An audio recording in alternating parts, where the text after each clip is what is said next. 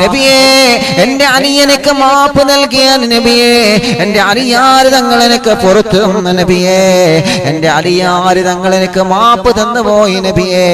മാഷാ അല്ലാഹ്.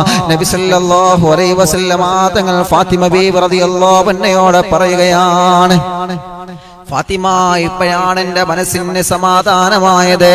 ഒരു നിമിഷം പോലും നിന്റെ അലിയന്റെ മനസ്സിനെ വേദനിപ്പിക്കുന്ന വാക്ക് പറഞ്ഞെങ്കിലേ നിന്റെ അലിയെ, നിന്റെ ഭർത്താവ് നിന്നോട് ഒന്ന് ദേശത്തോടുകൂടി വിട്ടു നിൽക്കുന്ന സമയമുണ്ടല്ലോ, ആ സമയത്താണ് ഫാത്തിമ നീ മരണപ്പെടുന്നതെങ്കിൽ ഈ പാപ്പയായ പുന്നാര നബി മുഹമ്മദ് മുസ്തഫ സല്ലല്ലാഹു അലൈഹി വസല്ലമ തങ്ങള് നീ മരണപ്പെട്ട് കഴിഞ്ഞാ നിന്റെ പേര് മയ്യത്ത് നമസ്കരിക്കൂല ഫാത്തിമ.